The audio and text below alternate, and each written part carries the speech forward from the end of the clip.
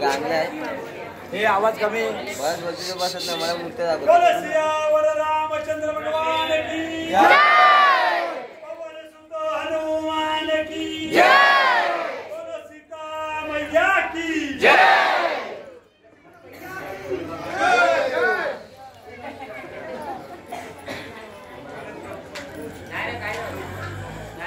आता आपण ज्या ठिकाणी आलो या ठिकाणाचं नाव आहे रामाची पर्णकुटी। पर्णकुटी म्हणजे काय? या ठिकाणी चातुर्मास्य 4 महिने राम भगवान झोपडी बनून राहिली होती। या अशा प्रकारे जेव्हा दर्शनाला याल ना तेव्हा तुम्हाला दिसून जाईल 2 रामायण, एक तुलसी रामायण, एक वाल्मिकी रामायण। त्यात तुलसी रामायण जो आहे तो 2 ठिकाणी झालेला आहे। सर्वात पहिले तो ठिकाण चित्रकूट। चित्रकूट म्हणजे एमपी आणि यूपी। दुसरा जो आहे तो भद्राचलम। भद्राचलम म्हणजे आंध्र प्रदेश। त्या ठिकाणी जो रामायण घडलं ते रामायण कुठलं घडलं? तुलसी रामायण। नाशिक मध्ये ही जो पर्णकुटी तिसरी आहे हे जो आहे ही वाल्मिकी रामायण। दोन्ही रामायण मध्ये काय लिहिलं आहे? दोन्ही रामायणामध्ये काय लिहिलंय? सीताचं हरण, सीतेचं हरण होतं। पण जी सीता उचलून घेऊन जातात ती सीता कुठली असती? अग्निसीता। कोणी रामायण वाचलं का नाही वाचलं?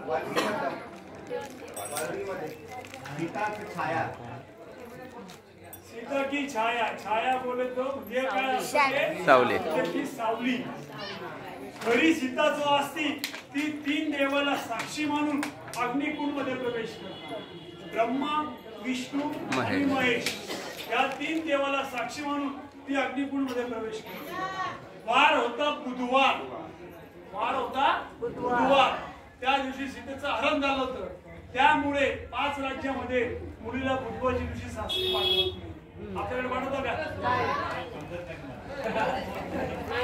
ऐकून घ्या, ऐकून घ्या। गुजरात, राजस्थान, एमपी, यूपी, दिल्ली आणि महाराष्ट्र याच्यातली महाराष्ट्रामध्ये कसं आहे कोणी शुक्रवारी पाठवता, कोणी मंगळवारी पाठवता।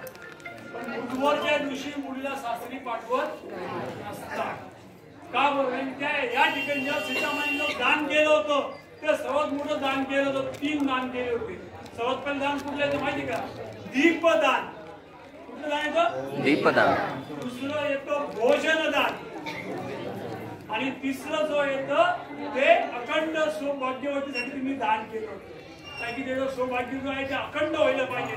त्यामुळे या ठिकाणी त्यांनी 3 दान केली होती। आपण आता सगळे मंदिरं फिरून आलो। आपल्या अजून पुढची 2 मंदिरं बाकी।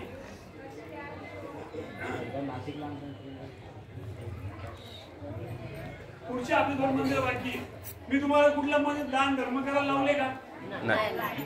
पुढं पण मी सांगणार नाही। पण या ठिकाणी का बरं बोललो? कारण की या ठिकाणी सीतामाईने दान केलं होतं। त्यामुळे हे दान जो करता त्याचं पुण्य तुम्हाला भेटतो। आजोबा, पंजोबा, आई, वडील त्यांच्या नावानं जर तुम्ही दान धर्म करता त्याच्यामुळे तिथलं हे लोकांना भोजन भेटतं। 12 वर्षानंतरून जेव्हा हे होतं ना कुंभमेळा भरतो त्यावेळेस साधू संत येतात, त्यांचा भोजनचा प्रस्थान होतं। दुसरी गोष्ट पहिली ही झोपडी होती, आता हे अशा प्रकारे या मंदिराचं निर्माण होणार आहे। हे कोणामुळं? हे आपल्या लोकांमुळं। जसं अयोध्येला रामाचं मंदिर बनलं ना तसं या ठिकाणी हे मंदिराचं निर्माण होतंय। तर या ठिकाणी जर तुम्ही सहकार्य कराल तर त्याचं पुण्य तुम्हालाच भेटणार आहे। माझं काम आहे ज्ञान देणं। ज्ञान घेणं किंवा नाही घेणं हे कोणाच्यातच असतं?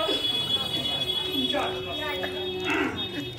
या ठिकाणी तो आहे सर्वांनी काय तुमची इच्छा असेल 10, 20, 50, 100, 200, 500, 1000 जे काही करायची इच्छा असेल तर या मंदिरात दान करायचं, या पेटीमध्ये टाकायचं। ज्यांना पावती पाडायची असेल ते पावती तुम्ही पाडू शकता। जेवढा बी आपला महिला मंडळ आहे सर्वांनी काय करायचं? कुंकू लावायचं, चरणामृत घ्यायचं आणि काय म्हणायचं? जय श्रीराम।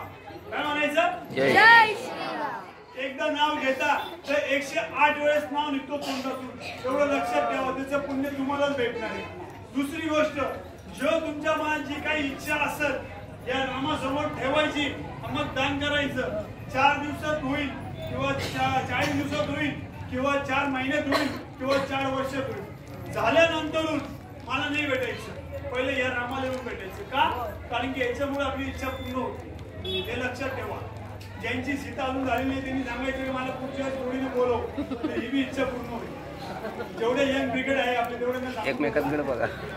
बोलो सियावर रामचंद्र भगवान की ऐकून घ्या. पुढे आहे गुफा, सीताची गुफा. ज्यांना सास घ्यायची तकलीफ असेल, सास म्हणजे कुठली? आपल्या घरातली सासू नाही.